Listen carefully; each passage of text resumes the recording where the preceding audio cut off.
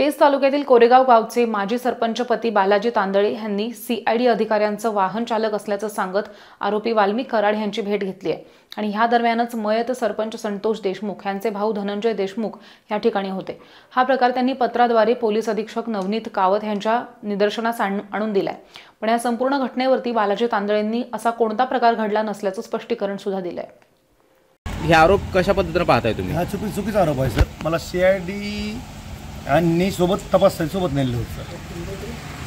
काय सीआयडी वाल्यांचं बोलणं झालं होतं आणि तुम्हाला कशासाठी बोलवलं होतं तेव्हा नेमकं काय झालं, काय घटनाक्रम होता त्या दिवशीचा? घटनाक्रम असा की सर सकाळी मला 9 वाजता सीआयडी साहेबाचा डीवायस साहेबाचा फोन आला होता उदर सरांचा की तुम्ही केरला या तपास आम्ही मला सर मी आलो। तर मी ज्यावेळेस इथून निघा आंघोळ केली स्टँडवर आलो त्यावेळेस फोन केला ते मला केरला या, मग केजून ते मला बीडला घेऊन गेले। बीडला गेल्याच्या नंतर ते आमची चौकशी वगैरे चर्चा वगैरे झाली संपूर्ण। ज्यावेळेस मी बाथरूमला बाहेर आलो त्यावेळेस मला धनंजय देशमुख दिसला आणि तो म्हणला की तुम्ही तर खूप खुश आहेत राव, नर्वस नाही चेहऱ्यावर। तुम्ही म्हणलं नाही, मी सीआयडी मला चौकशीला बोलवलं आहे, त्या चौकशी काम मी आलेलो आहे, तुम्ही बाजूला गेलो। मग 3 तास बात मी त्यांना पाहिलं नाही आणि भेटलो नाही। धनंजय देशमुख यांचा आरोप खोटा आहे? खोटा, 100% खोटा आहे। त्याने आणखी एक आरोप केला की ज्यावेळी तुम्ही आणि चुकीचं आहे। आमचं ज्यावेळेस ते बोलले मला बोलले चेहऱ्यावर त्यावेळेस दराडे साहेब नाही, कोणीच तिथं कर्मचारी नव्हता।